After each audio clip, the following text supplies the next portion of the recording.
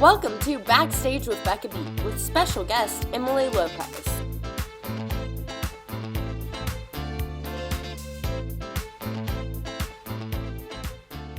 Hi everyone, and welcome back to Backstage with Becca B. I hope you all had a wonderful holiday.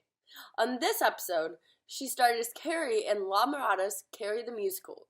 She's also performed on both land and sea as the basket case in For the Record Brat Pack, and during past holiday seasons could be seen in For the Record's Love Actually.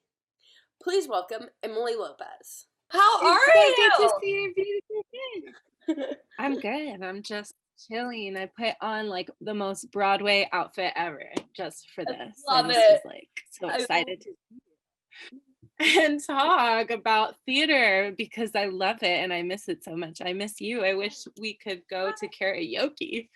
I miss everything about LA theater, honestly. I miss just like theater in general and like sitting in an audience, like hearing amazing people sing.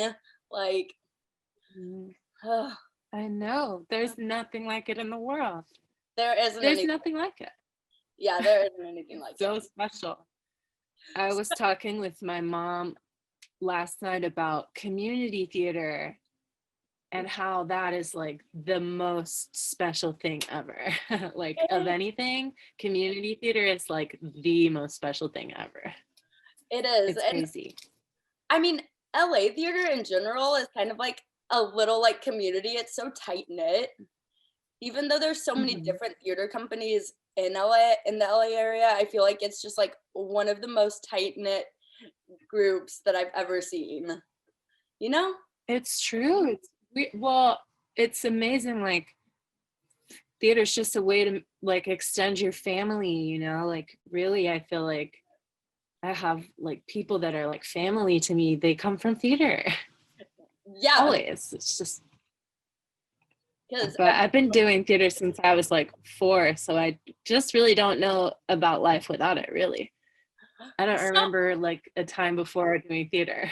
Yeah. So have you like always known that you wanted to be an actress and be on stage and like entertain people for a living? Yeah, I think I just like was born singing. Like I just loved to sing, and when I would watch movies I would just have to play pretend along with the whole movie and the whole thing. So it really was more like when I was really small, my parents were like, well, what do we do with her? Let's put her somewhere. Because I just had so much energy all the time. They're like, we had to get her involved with something. So they just like, I started doing theater and yeah, but I was 4. So, and from there, it's just been my whole life because I like to, from the time, even before I did theater, you know, when you're 3 years old, I just like to sing my way through life, you know? Yes. Like really, like just live your actual life like it's a musical. I think that's the way to live. It's the Broadway way. Yes, for sure. And I think my poor parents, when I was like 3 years old, I was like dancing in front of the TV and singing in front of the TV to Annie on like repeat. Right. And it like seriously, that never goes away either. Like I've been such a big fan of musicals my whole life, and I've stayed up late on portable DVD players growing up, watching like my DVD of Cats all night long. And my mom would come in and be like, Emily, you need to go to bed. It's really late. And I'd be like, okay. And she'd shut the door and I'd reopen it and just like living for it. Because it's so amazing. Like, and that's the thing, like, so I haven't finished Cats the musical, the movie yet, but I'm serious. Like I watched like, I want to say like the first 20 minutes, but I'm such a huge fan of Cats that like I was seriously loving it, and not even like, not just like genuinely being like, this is awesome. Like if I was a little kid and seeing this, I would be so into it, you know? I don't know, my whole life, but that was always, you know, I think it's really special, like things like PBS and how they always had the musicals on TV, you know? It's like it has to be made available to people. I agree. People had to be able to access that. Yeah, I agree. PBS was where I first saw Les Mis because I don't know why, but in like 2010, I first saw Les Mis on PBS, and I was like, "Oh, I love this show so much." And it was like the kind of show like I would watch it and I was like sobbing at like A Little Fall of Rain, but like I watched it like 30 times. Yeah. I recorded and watched it like 30 Les times. Mis is like amazing for so many reasons. It's like one of the most dramatic musicals ever. Yeah. But it's so funny to say that because the standard for drama and musicals is like really high, you know, because everything's really dramatic. But Les Mis is so like, it's so, the scale of it is so massive. I love it. Like, I want more shows like Les Mis, you know? Yes. When do you think your parents figured out that you could sing at first? Um, I think I was singing with Elmo, um, and just singing like full vibrato. Like I watched videos from when I was really little singing, and the vibrato is just so extreme. And like, no, you know, I didn't take voice lessons until I was like, I want to say like 9. I started taking voice and piano, but the vibrato was just like so. I sounded like an old lady as a little girl because I'd just be like, ah, ah, ah, ah, ah, ah, ah, ah," You every had the time. technique as a kid. You had the technique. I I had the need to sing with heavy vibrato. It's just like a thing. It's like it's such a well, singing is such a wonderful way to heal yourself and the world also. It's like you really feel it in your body, you know. Yes. So what was the first theater show you ever saw? And like, did you realize like when you saw that show that like, yes, this is definitely for me? Okay. Well, I think like musical movies have always been on the movies, like the TV growing up, because my grandpa uh was really into musical films, and like my parents knew all about musicals already, so when I was growing up, like that kind of stuff was always on. We were just always watching it. But the first thing like I remember seeing on stage, like my first memory, my dad started doing community theater when I was about he was doing it before I did. So he started when I guess when I was probably 3. And I remember watching the shows he was in and like being there and in the environment of like, hey, meeting the people doing the show and you know, knowing that they were playing characters, but they were like also real people. So I already had the whole like framework of like what theater really is. So like the whole aspect of it, like how it is a community, and I was just like in it. So I guess, but I loved it so much. And the shows were, I think like the first show he did was Hunchback of Notre Dame, and it was like an original production of it, like totally original music and everything. But I was just like so into it, and the story's so crazy and amazing. That's another Victor Hugo. He's the Les Mis guy, right? Yes, yes, yes, yes. So the drama, the absolute drama of it all was like everything I needed. Um and I would just like get up on the stage after, because at this theater, I grew up doing theater at this place also. Shout out to Lifehouse Theater. But they all, after every show, everyone in the cast comes and sits at the edge of the stage and like signs autographs for the people and like meets everybody and talks to everyone after the show. So that's like the tradition there Yeah. normally. And so when that would happen after every show, as a little 3-year-old girl, I'd just get up onto the stage and just start twirling around and like living in the fantasy of the stage and being like, I want to do this so bad. So I guess that's really like how it all happened. You're like, I'm starring in the show and I am the encore presentation. Well, it's funny. I was thinking of my memories of New Year's because it's Happy New Year. It's a new year. Yes! Yay. 21. I'm Finally. so excited for this year. I'm just like, I can't wait to see what happens, you know. Maybe theater's gonna come back. But I was yes, definitely. But I was thinking about my first New Year's memory, and it was probably that same year because it was a New Year's party for the theater for Lifehouse, and I was dancing on the dance floor with my arms up over my head like a chorus line. But I was dancing and imagining my whole life and being like, just picturing it all and being like, I'm gonna have the best life ever. And I was imagining I was dancing with Arthur the Aardvark. Okay. That was my dance partner in my Love it. imagination. So Love it. that's I was thinking of that. I wish we kept the imagination that we have as like young kids growing up, I because think you can. I'm a firm believer that you absolutely can, and that it's important to stay in the way of how you would be if you were a child your whole life, because that's how you keep the wonder and the yeah. not overthinking everything and the just being in the moment way of being a child. Yeah, I always say that I'm staying young for my age. And Yes, I I'm think you should, just get younger every year. right. I'm gonna age in reverse. We're Benjamin buttoning it this year and now. beyond. Starting now. I love that. I love that. We're just gonna keep looking younger and younger too, Yes. and dancing and the whole thing. Let's do it. So why LA versus New York for you? Because you're in LA and doing Good LA question. theater. Good question. So I always thought I wanted to move to New York, because I'm like obsessed with Broadway, um and I always picture it in like Rent and like, the Mimi fantasy of just like living your best life in New York.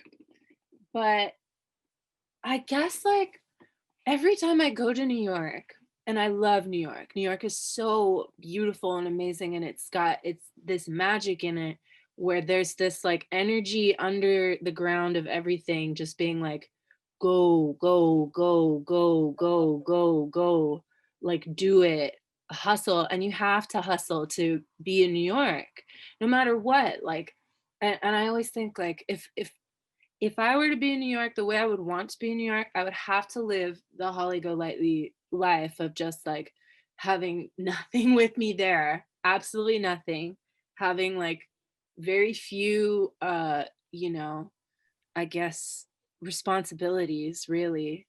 But it's just, or the fantasy would be to be in a Broadway show and be working constantly. So you have that thing that you're passionate about hustling for, which to me is like one of the best things to ever come from living is Broadway and theater. So I don't know. I guess it was just that energy was just always too much for me. But every time I'm there, I always have these amazing coincidences happen.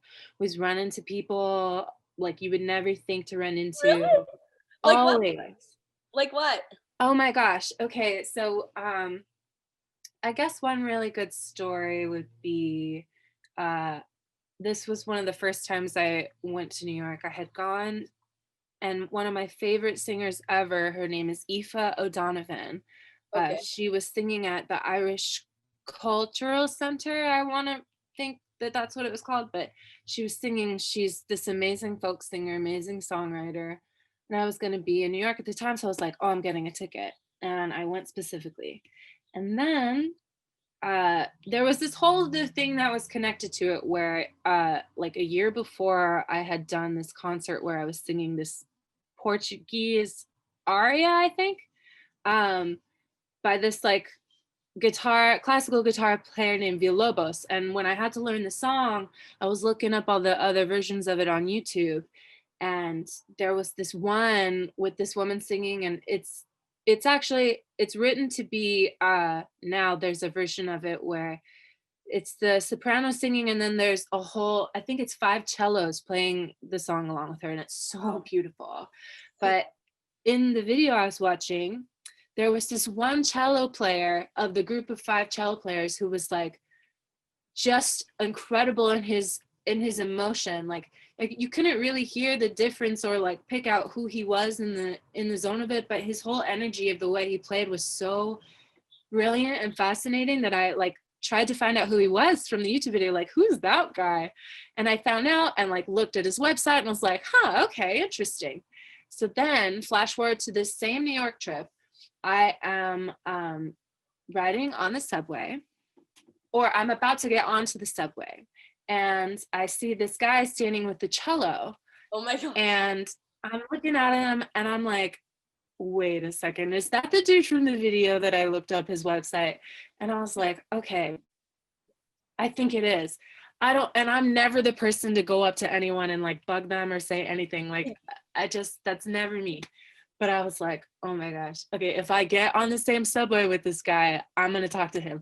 And so we both got on the same subway, but I was still too nervous to say anything. So I was like, oh my God, okay, and then we both transferred to this different train we were getting on. So when that happened, I was like, okay, I gotta talk to this guy. Cause at this point we were like this far away from each other's faces.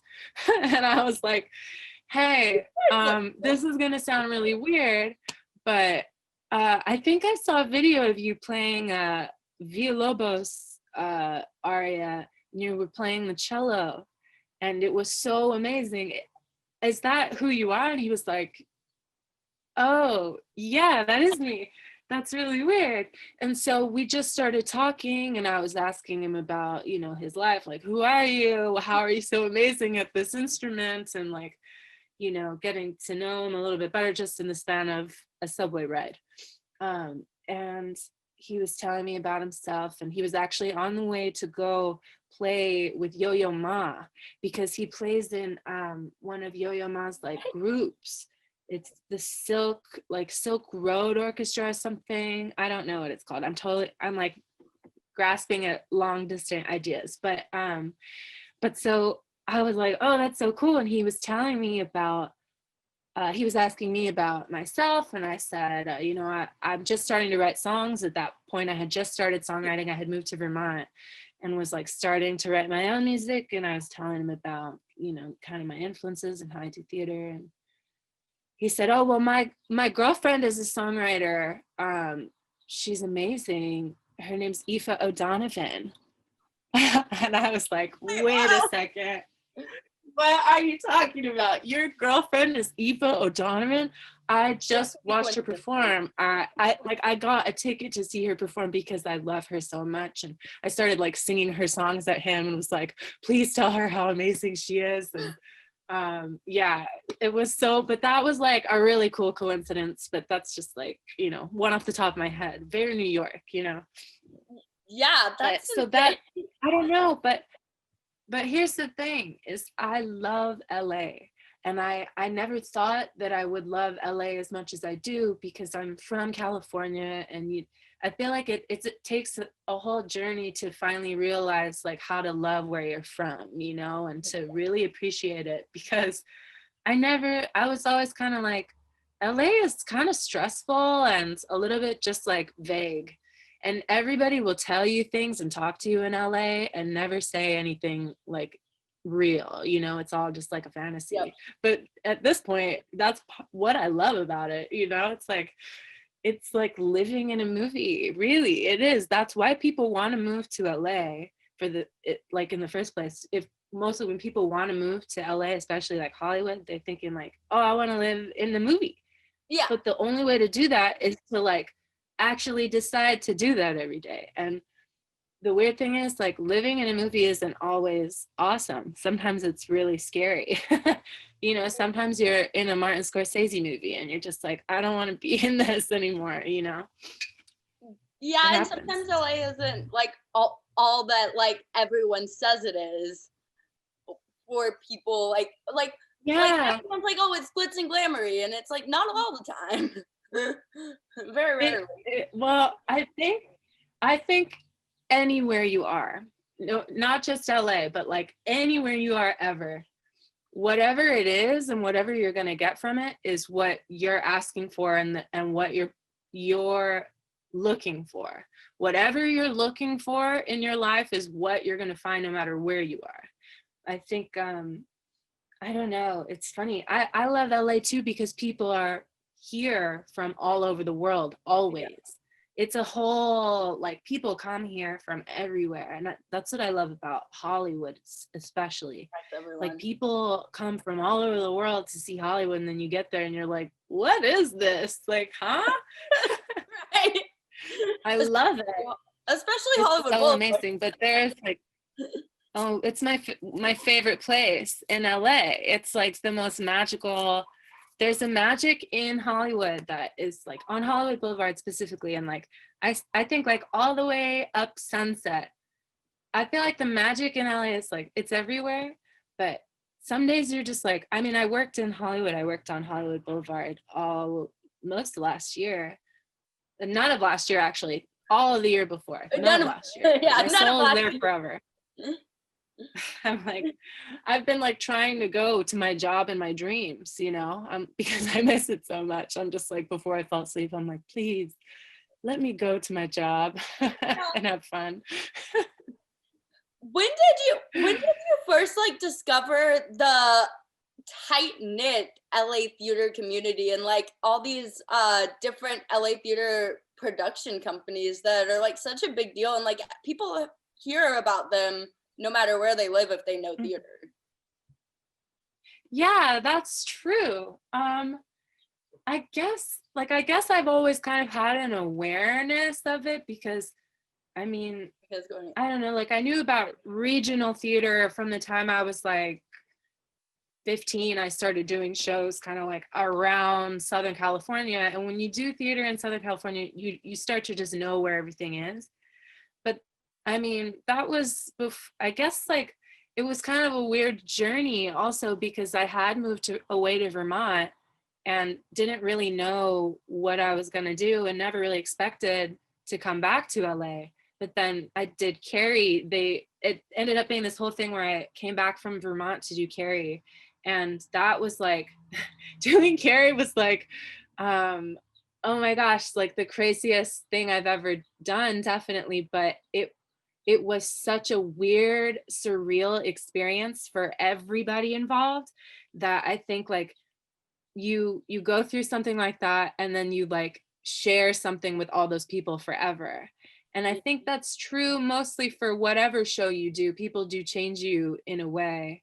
And anyone you meet is going to have an impact on you. But I think like that being the first, like, okay, you're an adult doing a show in LA and this is the one you're doing. And it was so crazy to try to do it downtown also. And the whole process of just like how people were so awesome about it and people loved it. And just being embraced by the LA theater community and seeing how people just want theater to survive so bad that they're just like, you know, the tickets for that show were freaking expensive. I think like tickets more than $10 for anything are expensive, but it's like you have to pay so that people can like work, you know, it's the whole thing.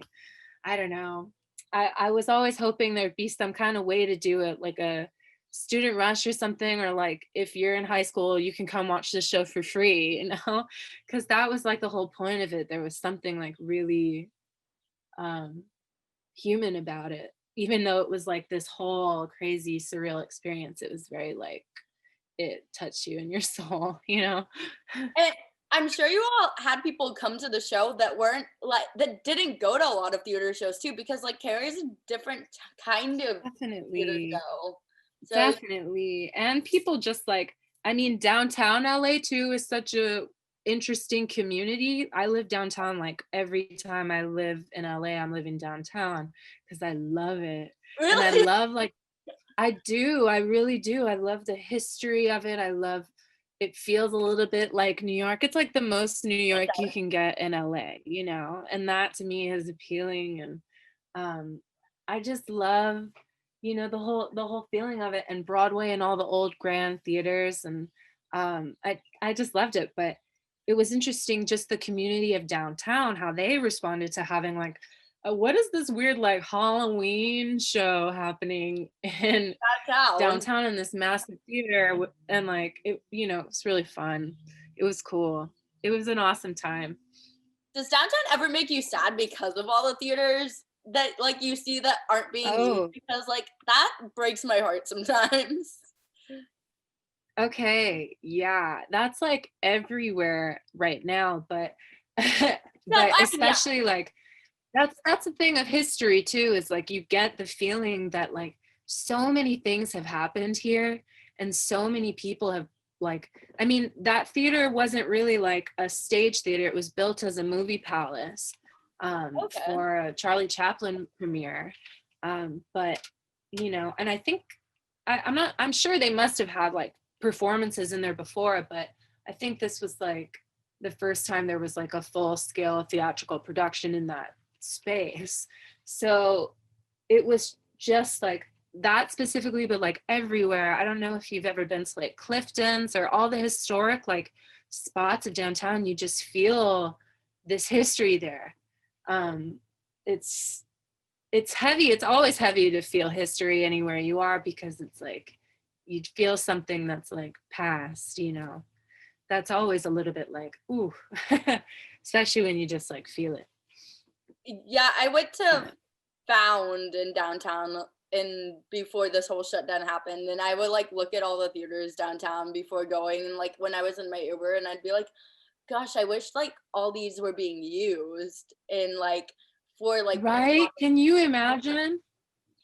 That was part of the vision of what they were doing with Carrie. Also, they were like, let's get people doing theater here, because if they like people come to LA, I don't know. I mean, the talent here is so insane, also. yeah, Um, and there's more and more talent coming every day to LA. That's why, like, anywhere you are, and there's more talent being born every day. that yep, so But true, I so don't know. I love it. I wish you know, I don't know. I wish people right now, my wish and my kind of vision for the future, if I can like put something out there for everybody. yes, I want people to just start writing all their ideas down and dreaming as big as possible, and writing songs they hear, and like just listening to the random ideas you get all day and just start writing it down and doing it, because like the only way to keep theater alive is to like keep making it. And as somebody who like did a bunch of musicals based off of like things that already exist, you know, like movies and yes. ideas that you take movies and turn them into a musical, it's like I want original ideas, Yep. you know, like I think the only way to get what I want is to be somebody that's making it and to be somebody that's contributing. But I think like if you want that magic, like, and if you love theater, start writing something down, like write down a scene or something and just like send it to your friend and be like, here, act this out for me. You know, So would like you that's my write vision. something? Like you mentioned Oh, songwriting. Have you ever thought? absolutely. Yeah, well, I I don't know. I the songs I write anyways, they're all very theatrical, because that's like the way I grew up and the type Yeah, of music I like, and the way I sing is normally just like to tell a story mostly. So I write a lot of songs that are just like stories about my life, you know, that are always really weird because I just have a really weird life. And I don't know. I I've always wanted to write for a story specifically, but I have a hard time writing with something specific in mind. Like if I go to write something down, I'm like, this is what I'm writing about. It very rarely ends up being a like a good song or something. Normally when I write, I have to just like say the first thing that comes out of my mouth, like word vomit, and then try to figure out why I said it. And then that's what the song's about. You know, that's normally my process. But I decided also for a New Year's resolution that I had, I guess, like last year, that I'm keeping forever because it works for me and in life. I'm not going to tell myself that I can't do things anymore. Like, I'm not going to say, I love like, oh, that's not a skill I have. Like, I can't write songs that way. Because I learned to ride a bike 2 years ago, and I always Really? said, oh, I can't ride a bike. I can't do that. Yeah. And I love riding bikes now. It's like the most amazing, it's the closest thing to flying on the ground you can get. True. But I always said that. And then once I stopped saying that and said, well, no, I'm going to learn to ride a bike, I did. So I decided, yeah, I'm not going to tell myself I can't do things anymore. So yeah, I'm definitely going to write a musical at some point, and it's going to be awesome. Yes, it's going to be in one of the big theaters in downtown LA. We're going to manifest that too. Then it's going to go to Broadway. Well, I have so many friends that are such amazing creative people, and that can make amazing magic happen. It's like, I think now's the time to just start coming up with crazy ideas. And I love the idea of underground theater also. Like, always people are going to be doing amazing original things, and you're not always going to hear about it, but the way you're going to find out is to be in it, and to be in the environment of it, and to just make it a way of being. Yeah, it's the Broadway life. It's all about word of mouth. Yeah. What's going on with you? What's going on? How are you? I mean, just doing this, and trying to make the best out of the current times. I felt like I needed to bring the conversation of theater back, so that's why I started this. You are doing it. I love it. It's so awesome. I could just talk about theater all day. I could listen to people talk about theater all day. Right? I could watch theater all day. I could do theater all day. Bring on. I wish that I was thinking the other night, because bringing up FTR, because of the New Year's thing, I was like, I feel like they could do something like a whole like planned out virtual thing. You know what? They're already working on it. I know these people are like always thinking, like, it's so funny. They're amazing. They're so kind and wonderful, and creative, and it's amazing. Like, that's how you make a theater community work, and that's how you find people that are like, all the people involved in For the Record are like, how do you exist? Like, how do you have this level of like talent? Like everybody, and everyone's so kind, and I have so many lifelong friends from ending up in this, like, originally doing that show on the cruise ship for over half a year. I mean, it's so weird. It's just weird how it's amazing of them, but I always feel like they're thinking like so far ahead for their ideas they have, and they're constantly working on it, but they're also like very like making decisions right now type of people. Like when we did the Brat Pack at Breaker 86, everything was like, so okay, we're making this happen kind of like off the cuff, and that was what was kind of really cool about that. But that's how they've always been. That's like the kind of origins of their, it's like a ragtag team. I love a ragtag team, the fact of that geniuses. they found that venue, for Brat Pack. I know. When I walked into rehearsals on the first day, and everybody doing the show anyways, because you lived with them on a ship, most of them. There were definitely like Patrick I had never met, and Michael I hadn't met, and I knew Doug from doing Love Actually, but I had never met Derek, and a bunch of people I had met when we did it at Break Room, but it was still, you walk in to see your friends, and then you're like in a high school bar with lockers from the 80s. What? Like hidden in a hotel basement. Like, what's going on?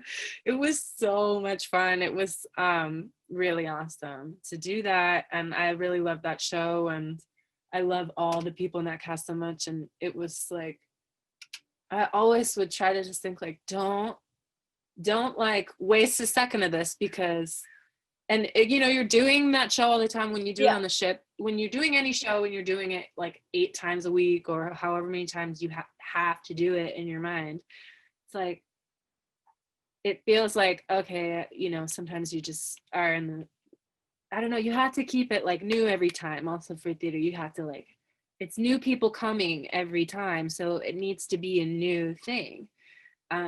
But there's always this thing of feeling like,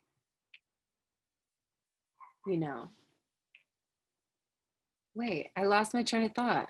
This happens to me also. I think I have like a channel that moves through me, and these ideas just like leave and they never I have return. ADHD, so I get it. Oh yeah, I mean, the list of things that they could diagnose me with is like, oh boy. Yes. But yeah, I lose my train of thought all the time. But like, I mean, you do maybe like it'll come back. What were we talking about? FTR. But like with live theater, I get what you were saying. Like with live theater, like it's different every night, and it's different depending on the audience. It's different depending on like the audience reaction that night. Right. Like that's why I go over and over again. Yeah, well, especially for the Brat Pack at Breaker 86, there definitely were a lot of different nights for that show, especially when we started, because it's in a secret bar. It was kind of like a secretive thing at first, like weirdly, like, we're not going to tell everybody about this, like it's going to be like only certain people know.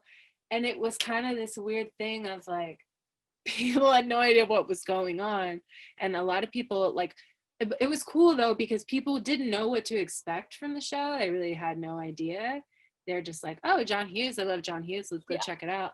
And then they have this whole like, okay, we're like in the middle of these people like doing this thing, and they're like in our faces, and it was always different. It was really cool to see how people loved it though, and especially like the karaoke rooms, and we would sing with people before every show, and then it's like you have friends, everyone's your friend in the audience. Do you have I like to think that anyways. Do you have like a reaction from the show like that you remember that was your favorite? Because I feel like there were so many like audience reactions during that show, like when they realized like what kind of show it was, and they were like they weren't shy about like reacting to anything happening or like shouting things out. Well, that's part of the environment too. Yeah, that's the like for the record thing too, is to be like, get into it, people, like you're here, let's have fun, like hoot and holler, like have a good time, enjoy yourself.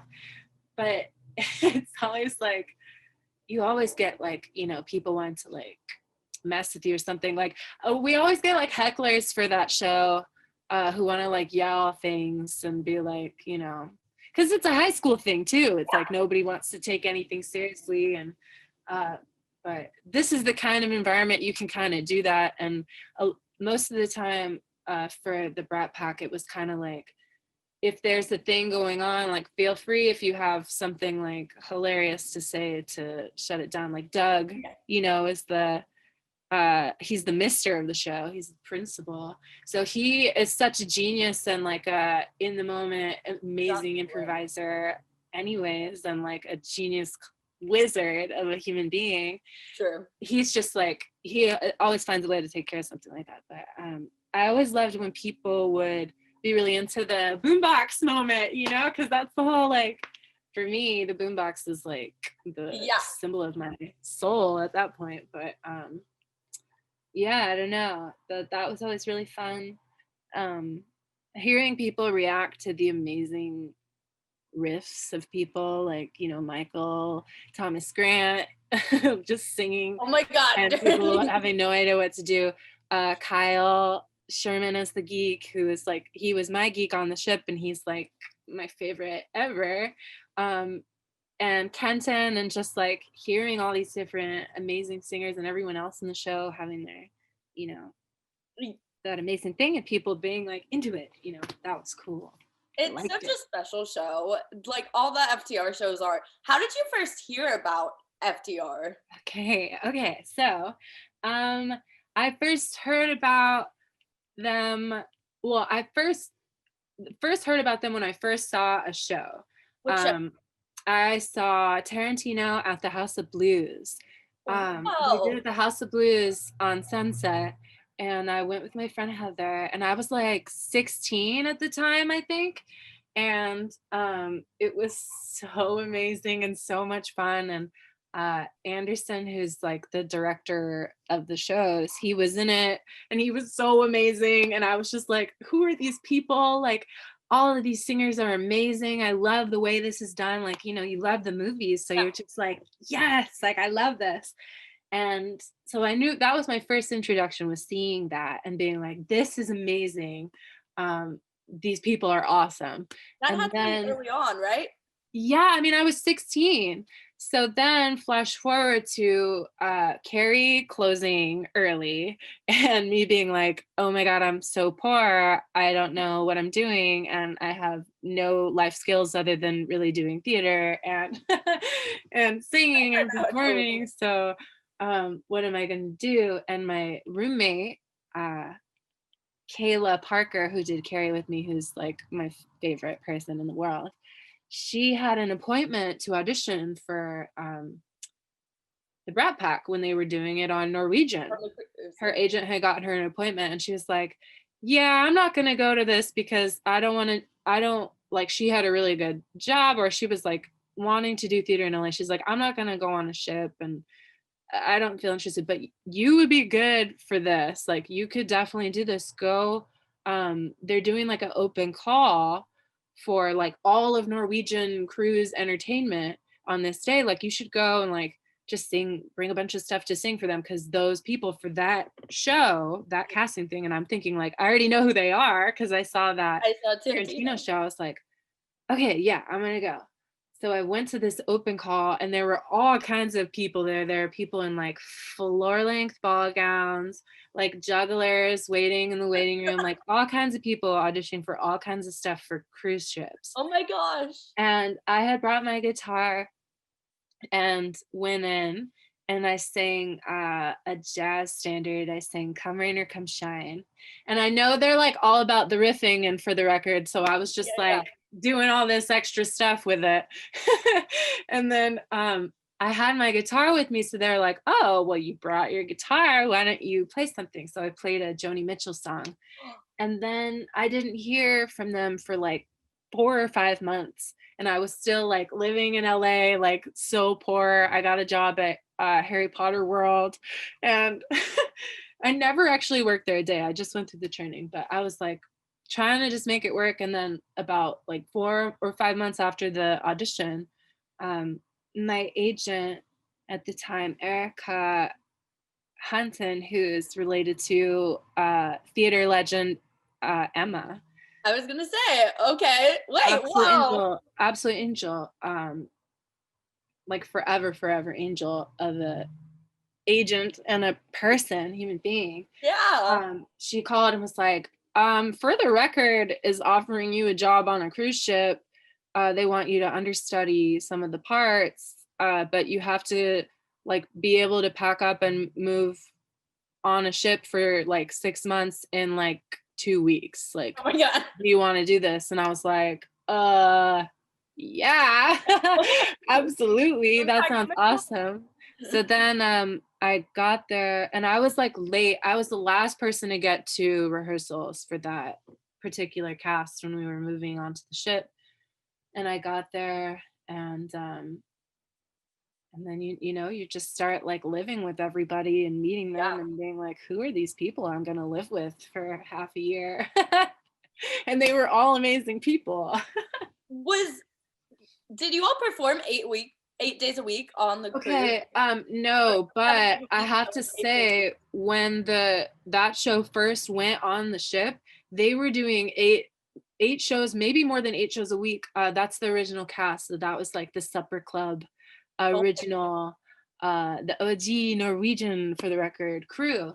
they were doing 8 shows a week in a like a smaller kind of like more intimate for the recordy Yeah. venue, and like people loved the show so much that they were like, let's move it into the main theater. So when our cast went in, we had like made the show this big old thing with like lasers and like a whole like passerelle, which is like a theater term, um to like run around on, you know. So it was this whole other thing, but we did not do that many shows. We did which was part of what kind of made it a little bit, it sounds so hard, so stupid really to say that it made it difficult, because there's really nothing difficult about it.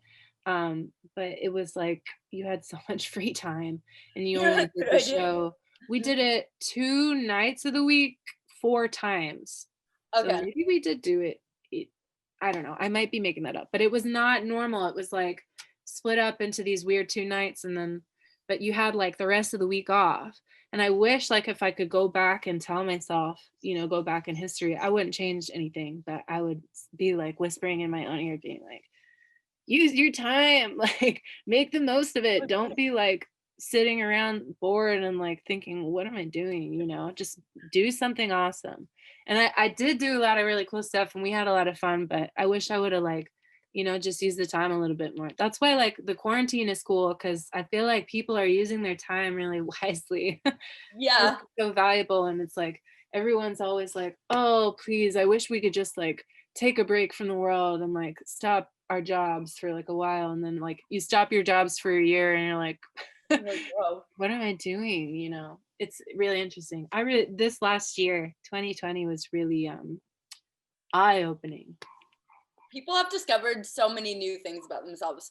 I have to say about For the Record, the Hmm. thing, like when you were mentioning that it moved into a bigger space on the cruise, Hmm.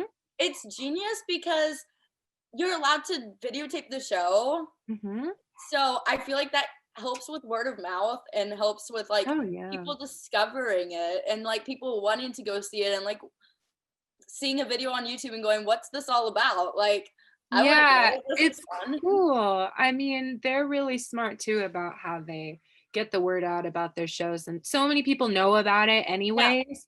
But it is this interesting thing where it still feels like this new thing, especially like For the Record and everything they do. Like every time they do something, it feels like a new thing that you kind of have to like figure out a way to explain to people. Or you don't even really, like you could really just take people to it and they'll like love it, Yeah. really. But it's interesting, like that word of mouth thing of like theater, sometimes it's hard to describe a show, you know. Sometimes it's hard to be like, well, it's kind of this and that, and like you just got to see it, you know. Yeah, that's what I say to everyone. I can't describe shows. I show them videos where I'm like, you have to see the show. You have to go in person. You do, well, that's theater, you know. Yeah, But I mean, I'm not going to say that I don't love a bootleg and that I don't love you know, a bootleg where people are even putting the camera down because they don't want to get caught, because like you have to make it happen sometimes. yeah. But or like, you know, watching something again on a video, but there's nothing like being there There's when it nothing like happened, you that. know. That's why Yeah, this time has been so hard for so many people. I feel like. I know. We're hungry for that live theater experience. I'm hungry for it. I'm in rehearsals every single night in my dreams for like the Yes. craziest Even dream at the shows that record. would never make any sense, and people would just be like, what's going on, you know. Before I ask about dream shows, because that is one of my questions, I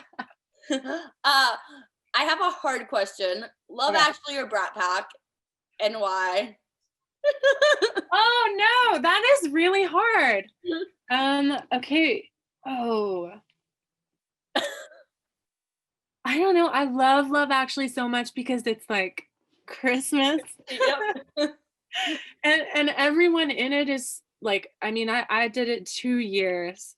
And you know, everyone is so nice and so talented and so like these are the kind of people you would want to spend time with all Christmas. You know, like Such in the it's Christmas so spirit. special and it's so fun. And I did the show. One of my favorite human beings ever is Carson Higgins. And he was the other swing, so we're just like doing the whole show together basically, and cracking up because you know, for us, like we're swings, but we're also like these random British people, and like and it's just this classic thing of like, who am I? Like, what's my motivation here?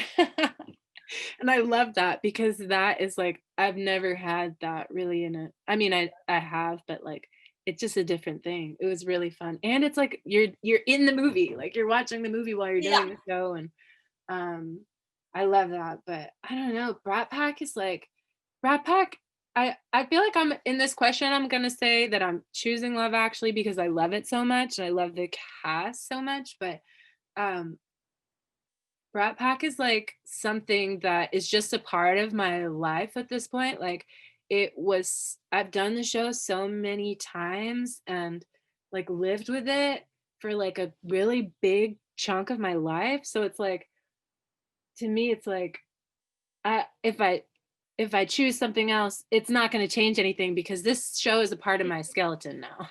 Yeah. Brat Pack got extended, what, like 15 times? Yeah, a lot of times. It was so funny. Like it was awesome because I had a job like for a really long time. They're like, we're closing tomorrow night. JK, we're extending the show for I know. It was so cool. It was so much fun. And I loved, you know, Break Room 86, and everybody working at Break Room was so cool. And yeah. we made so many friends that way. And um I don't know, it was in the karaoke for hours. I think like, you know, karaoke is like one of the most It's healing, amazing things you can do for yourself as a human being is to just start singing karaoke every day. you're making me want to go put my Glee karaoke on my TV because I have it Seriously. and I used to sing that all the time. Oh my gosh, me too. I found a old CD, like a CD booklet, and there's so many Glee CDs in there, like Yes, yes, amazing. I the live best. So before I move on from For the Record and ask about your dream role, how do you make iconic roles like the ones in For the Record? How do you make them your own? oh. Well, yeah, that's interesting. So it's weird because like you're all these different characters in this show. You're all these different characters, but you're still like this one character in this environment. You're like one Yeah, being, really. And everything's like kind of randomly connected to each other. Like it's not like, oh, this is this movie, we're watching this scene. It's like these are these archetypes and they're doing these scenes for you in this weird way. You know what I mean? yes. So I don't know. It's like there's just kind of like mannerisms, I think, and certain things about the characters that I grew up watching these movies all the time, and it's just like, I don't know, for like a basket case, it's like that's literally who I am. Like I I was so weird. I am so weird, but I was so weird in high school.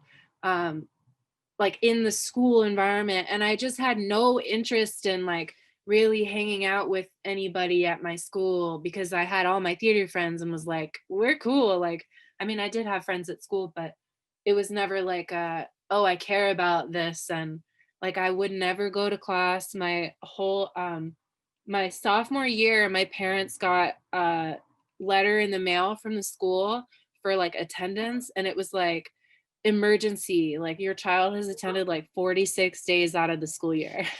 What? Because I would just leave. I would like, because I lived like down the street from the high school, so I would walk to school every day, but I would like wake up late, take my time, because the only class I cared about was jazz band, which was second period, which didn't start until 9. So I could like walk, go get a breakfast sandwich, like take my time, smell the roses. I'd be like having my CD like player, my Walkman on, listening to the soundtrack from The Breakfast Club, literally in high school, listening to like movie soundtracks, just romanticizing my life, being like, I don't care. you know. So that was like, that's just me. So that wasn't really that hard or difficult, honestly. um I don't know, like I think if as far as like having to be a certain role that's like an iconic thing, Carrie was like Yeah. way harder because it's like it's so iconic and there are so many amazing Carries. And I for that was just like, okay, I just have to like make myself like me. I can't like be Carrie, but I can like be me as Carrie and make myself as a human being as vulnerable as possible so that like this being, which I believe like Carrie is a being that possesses people.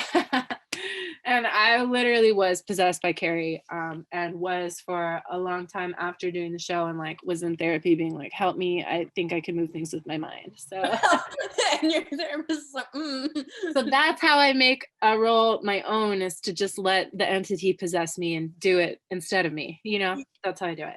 Hey, I love it. You literally like put yourself into the character's shoes. Yeah, I mean, I had blood under my fingernails the whole time I did the show. It never came out. So now I just paint my fingernails the color of blood. Hey, it works. Yeah. Or it's like Christmassy now. Kind of. Yeah, it's fancy. You know? It's burgundy. Yeah. So what's a theater role that's on your bucket list? Whether it's on Broadway or whether it's like something that like whether it's something you want to create. Okay. I have so many bucket list theater roles, it's not even funny. But like top tier bucket lists, like whole lifetime, like I want to live to be old enough to play the role, is Mrs. Lovett. I want to do, oh my gosh, I want to do Sunday in the Park with George so badly. And I actually kind of like agreed to do it at Ooh. some point this year if it happens. Like I told somebody, they're like, oh, we're gonna do Sunday in the Park with George, and I was like, can I do it?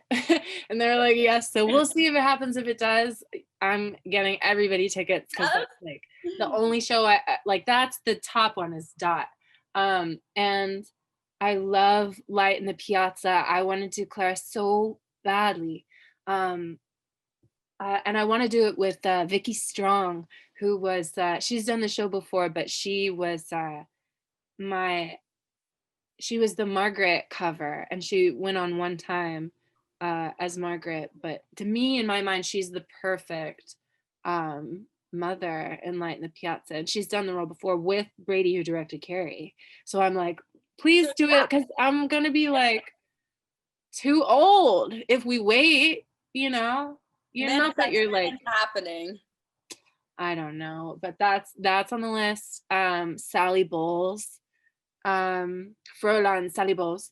But I think like if I ever do Sally Bowles, I'm like really adamant about this. I wanted to just be American, because in the script for the stage play, she's English, and the Cliff is American. But in the movie with Liza, she's American, you know, and it works so much better because I think Sally Bowles is like just so American in my mind. Like everything about like what makes Americans like these weird, like extreme, like this confidence, extreme confidence, this like just in your face, like wanting to meet everybody and like hear about everybody's life, and like and having like kind of this like unawareness also. Like not that like Americans are this and this is what Americans are, but like Sally Bowles in that environment of like Berlin being this thing of like I love that. I just love that dynamic. So if I ever do cabaret, I'm gonna like fight the director and be like, I'm American. Oh, yes. You're like, this is why. I have my reasoning. Please, it's Liza. I mean, you're ready to pitch it really well for her to be American. So I know. My roommate Kayla is like the ultimate Sally Bowles. That's her bucket list role too. So like for me, I'm like, I've kind of conceded like, okay, you get to do Sally, like you do Sally first, because she's like the ultimate Sally Bowles. Like she is, Y'all could like switch every day. she would be so phenomenal and so flawless. But she sent in, this is a funny story, she sent in a video audition for a production of it, and we filmed it, and she was drinking like real gin while we were doing it, and it was just like so method and amazing, and she was so good. And she didn't get cast, but this is what happened. This is the story. So she didn't get cast, but her friend did, and her friend was like there on the first rehearsals or whatever, and they all were out drinking with the director and everything, and he said, he called Kayla and was like, so this happened.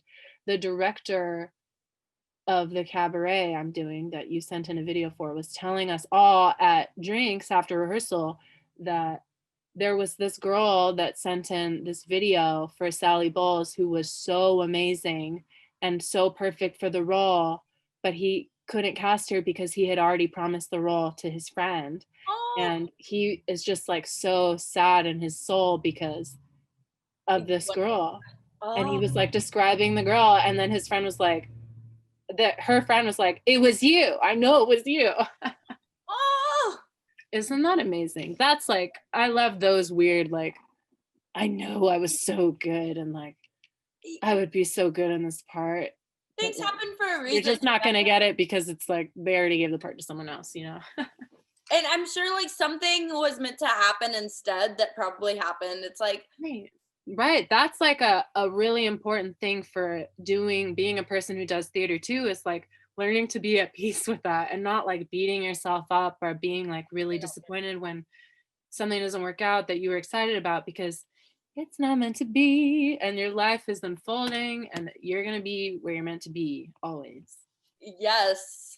That's actually brings me into one of my other questions, which is what advice would you give to someone in the theater in this like current day and age? Because I feel Mhm. like you have such good advice.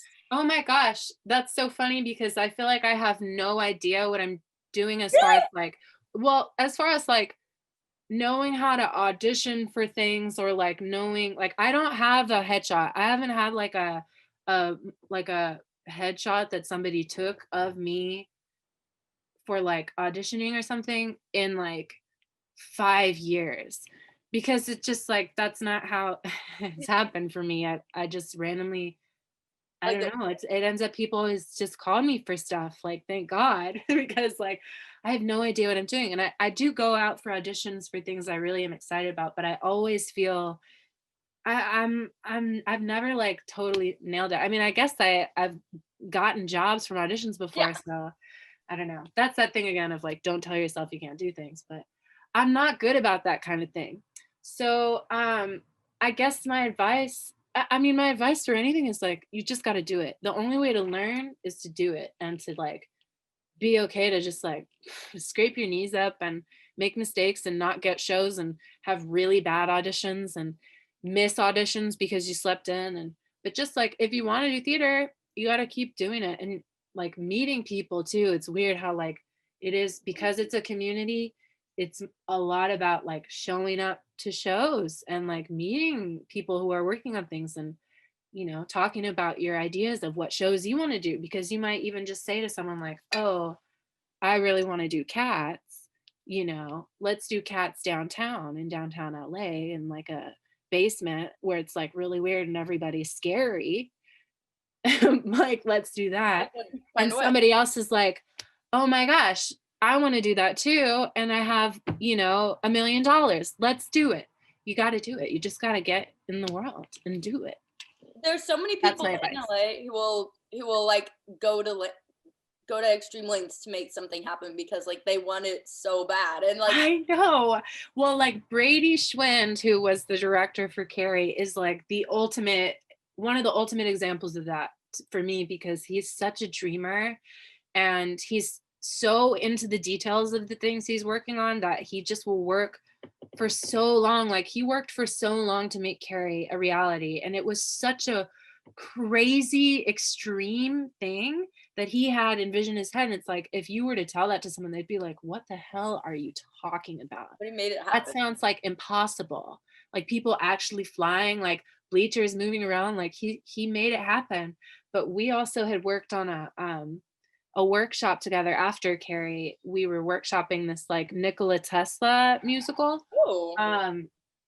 That was really interesting, and I was playing like electricity as like a muse that only Nikola Tesla can hear. Okay. It was really fun and cool, but the thing was we were like workshopping and there wasn't a script for the show. Like there literally wasn't, and we were improvising as these characters. Like Brady would be like, okay, here's the scenario, like he's seeing you after a really long time of having no inspiration, and like you guys finally are seeing each other again, like what do you say, like improvising as Nikola Tesla and electricity, being like, and I'm doing it, and it was so much fun, but I'm thinking like, how am I getting paid for this? Like there isn't even a script for this. How are we in rehearsals for something there's no script for? Like it was really like mind blowing to be like, oh my gosh, you can make anything a reality. You can actually like make anything happen if you just get the right people involved and like put your energy into it and just like don't take no for an answer. Yep. It's amazing. But that was like, Brady is constantly blowing my mind. He's in California right now. I really want to go like meet up with him or something, like, and like just talk to him like through like a scrim or something like really dramatic, and like come up with some crazy ideas, because I'm just like, let's do something crazy. Yeah, someone with the determination. I love that. I admire that in people, and I think it's not really like hustling and being like somebody that's like on it, and like it's not really my style. It doesn't come naturally to me. I'm like much more of a person of like, things are gonna happen, like people will like, and it kind of has, like people call me for stuff and I'm like, oh my gosh, I have a job. Yes, like sure, what? Yeah. So it like, that's normally my style of just being like, I'm gonna do my own thing and like be in my own world, and then things will find me. But I really admire people that are like making it happen, and I want to adopt that quality for myself. So like, same. I want to have that quality all the time and like be that determined. Yeah, let's do it. You are that way. You are determined. You are a like, let's do it person, and I really appreciate that and love that about you. Well, I mean, I try. You do. You're doing it. Before I kind of wrap up, if you could turn any director's movie into an FTR show, what director would it be? Oh my gosh. I have to say it's got to be David Lynch for me. It has to be David Lynch. I love the way he uses music in his films and in all of his projects, and he makes music that's really amazing, and he's like one of my favorite people to ever exist, and his movies are like my favorite. That's like the way of it's like world building, you create this world, and then by creating it you invite people into it. I love that in anything. But I think that would be really awesome and a little bit like weirder, and you have a lot of freedom because of the way that he is so surreal. I think it would be interesting to see how that would go, but I don't know. I really would love to do like, I don't know, like Paul Thomas Anderson would be awesome too. He uses music in a really amazing way. But for me, my first choice would be David Lynch. If you could bring any FTR show besides Love Actually or Brat Pack back for an extended period of time and be in it, which one would it be? Oh my gosh, I want them to do Boogie Nights. I want to do Boogie Nights. I want to be in that crazy zone. I want to do that somewhere crazy and have like, I love that movie so much, but I've heard like, I've seen videos and it just looks so much fun. If I could make anything happen, I would want to do Boogie Nights with For the Record. Yes. Because it's just like classic. I love the 70s. They're all like, I don't know, there's something like, so when I found out about FTR, like there's something so like addictive about it. Like you want it all the time, you know? Yeah, I mean, it's really special. It's just really original. It's like, Yeah. it's cool because like you are using existing ideas, but you are creating something completely new. Yeah. And really awesome that people, you know, I just love the idea of like anything. They're really just like, they're really open to whatever. I remember talking there, it's not like just this too, like they have ideas that are like past just like the idea of taking movie soundtracks and things like that. I mean, um they could do anything. I would love for them to just like direct a musical that exists, like take that team and like put on a musical. It it's so many, like they find so many amazing voices that Mhm. are like that work so well for all of these songs, and that like people who can act out the characters in all these movies. Um Amazing, amazing actors, amazing singers. I can't believe these people exist. It really is astonishing to me. yeah, I can't believe y'all exist either. So obviously we all miss theater, like Mhm. we mentioned at the beginning. What are you most excited about when theater can come back in a safe environment? And like virtual theater is fantastic, but like when it can come back and audiences can be in the room. Oh my gosh. Definitely like imagine the energy from like this is your first show back and the curtain's about to like go up. Imagine being like, this is like, it could be any show, but imagine being there and either you're in the audience or you're on the stage and it's about to start and it's the first time for the longest time. That feeling is going to be so amazing. Like just that moment to me is so like the like gratitude I think in that, and the amazing like I'm so happy to be here is so powerful that I can like feel it in my chest right now. I'm gonna hear candy wrappers unwrapping for the first time in the theater, and I'm gonna be like, "Oh my god, it's back! It's happening!" People are gonna be coughing in the wrong spot. Glorious. Oh my gosh, maybe there'll be a baby crying. Or like, you know, the first curtain call. You guys are just bowing and people are not going to want to stop clapping because they're just so happy to be in the audience. They're like, I'm never stopping. We're never leaving. Yeah, there's gonna be a lot of standing ovations for every theater show the first night back, and it's gonna make the shows last like 5 hours. I'm the type of person to just give a standing ovation after everything I see anyways. Just because I I'm mean, like, same. you did it. You did that. You were up there doing that. Like it takes work and it takes a lot of like, you have to just be a brave person to be on stage. I'm always the first person to stand up and be like, "Yes." Yep. Yeah. Yes. So, where can people follow you on social media to like find out what you're up to and like be inspired by you and just Well, follow anything you do? yeah, well, I have an Instagram that I use. I don't know if like how do I say it's like at, right? Yeah, yeah. It's at Emily Lopez International. And That's I'll my Instagram. I'm super excited because I'm working on a new album this year. I'll be recording it oh in my goodness. Hollywood. Yeah, I'll be recording. It's all about Hollywood. It's all about my year in Hollywood. I worked at a escape room facility on Hollywood Boulevard called Escape Hotel Hollywood. I worked there all year.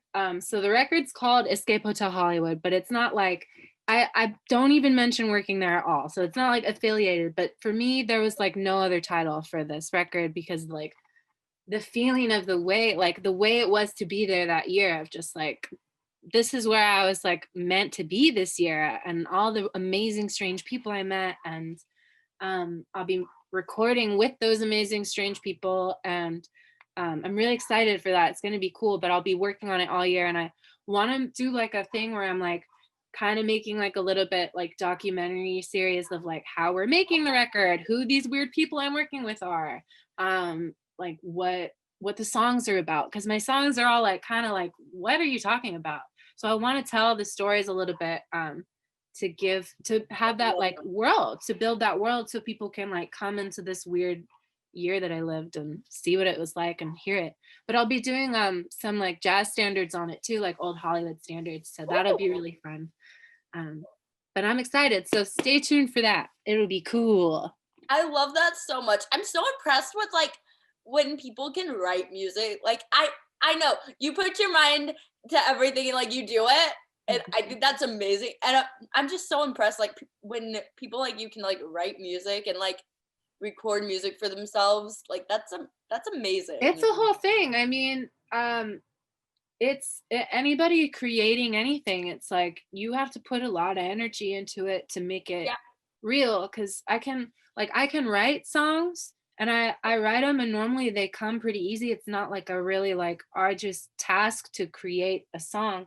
Most of the time it comes out like all at once, or it'll be like I'll write a section and then like 3 years later I'll figure out what that song is like connected to this other song I never knew they were one song. It's a special kind of skill.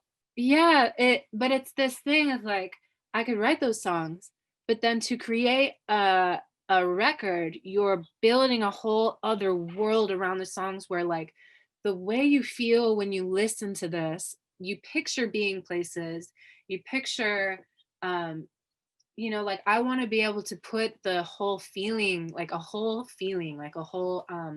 world in the song. So when you're recording it and working on it and adding to it and like really putting your mental energy into it, you're like changing it into this other thing that's like, especially this will be my first time ever working with other musicians on a recording project. So this will be like, oh my gosh, this thing is something I never expected it to be.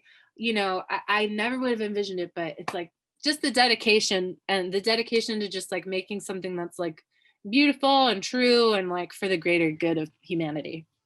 Well, I'm just gonna say, I'm gonna give you the idea right now that you should do a virtual show for this, or like an in-person show when we can all gather in a room together again. Yes. Okay, I'm gonna do that.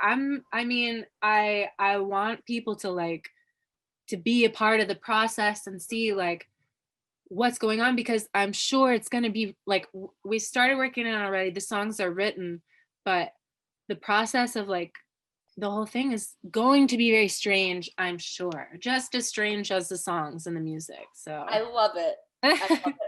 We need original stuff. Yes, we like, do. Any original ideas in this world right now? Or bring it out. Just yep.